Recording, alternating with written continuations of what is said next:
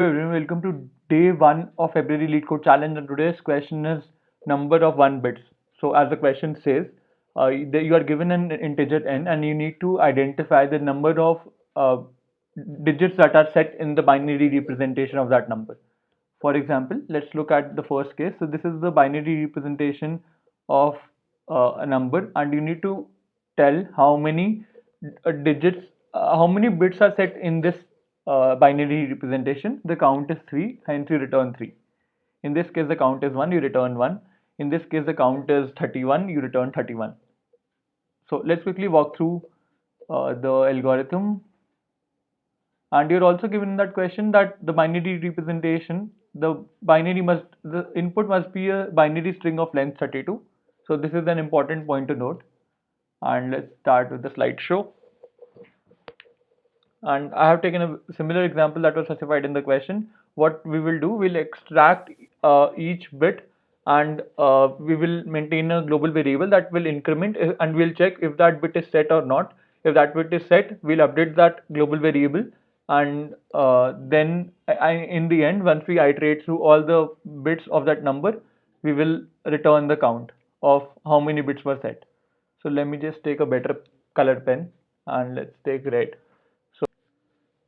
So I'll start a loop from 0th index up to 32, and I'll extract each bit from the given input, and I'll once I extract that bit, I'll compare it whether it is 1 or not. If it is 1, I'll increment my global variable. So let's assume the global variable is 0 right now, and let's extract the rightmost bit. So rightmost bit is extracted, it's 1, and since it's one, I'll increment this value by 1, and then I'll move ahead. Then what we will get, so instead of this we'll have 0 1 1 0, and now again repeat the similar kind of process.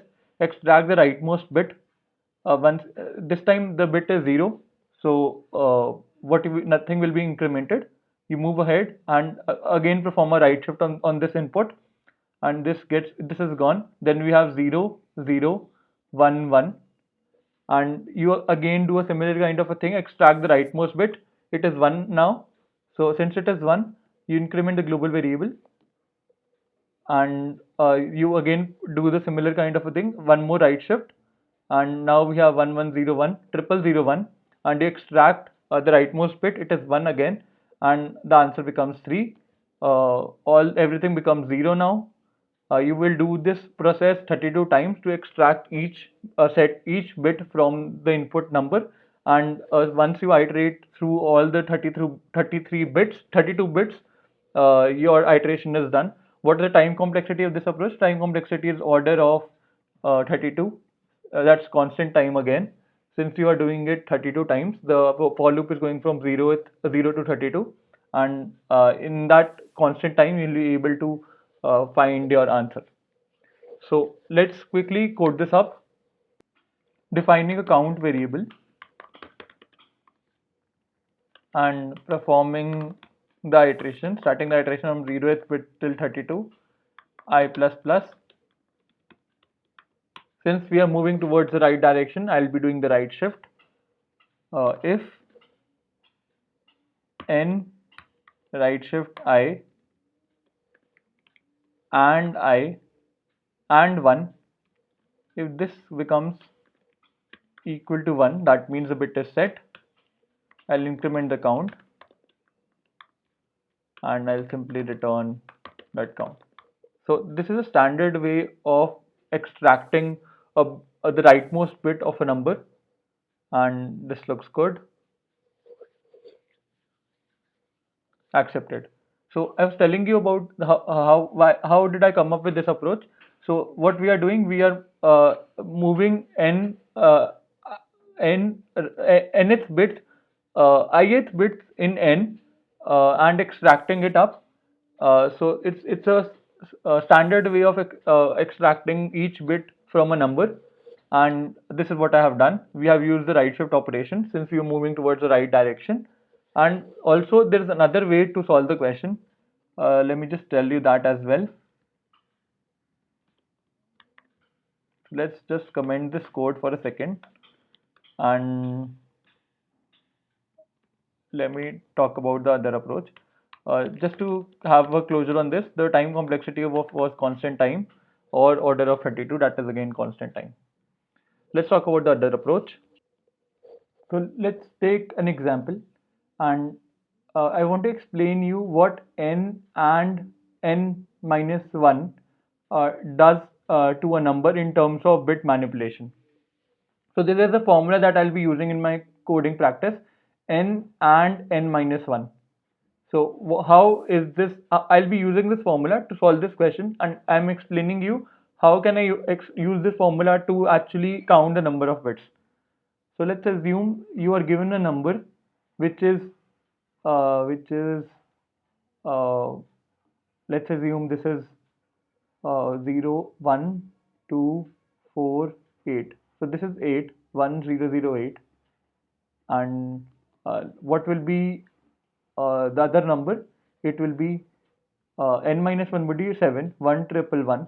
And when you do an AND of this, what do you get? You get 0.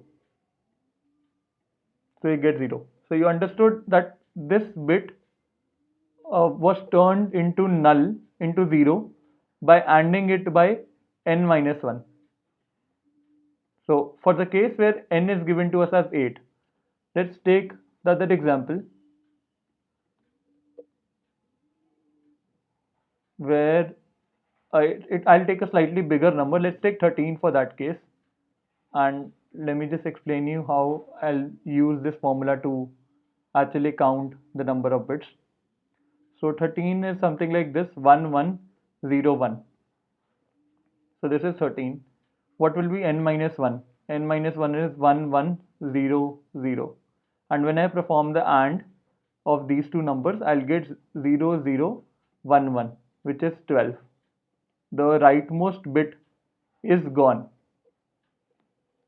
One point to note that the rightmost bit is gone.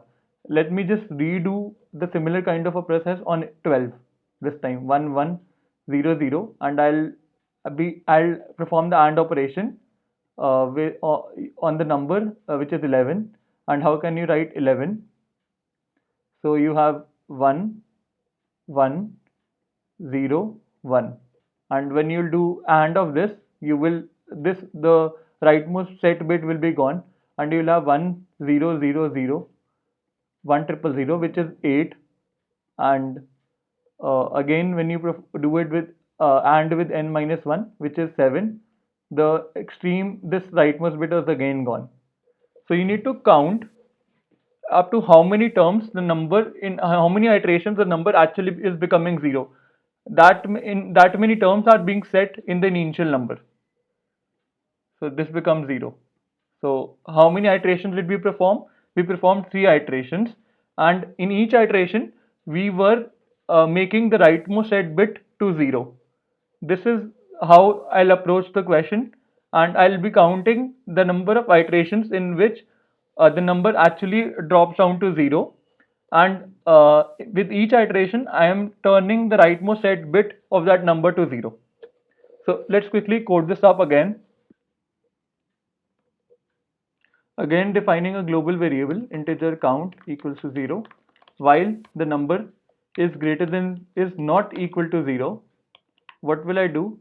I'll update the number with and into n minus 1.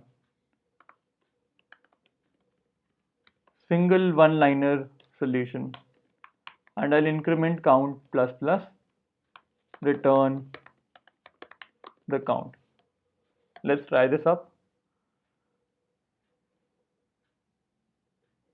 3 looks good. Accepted.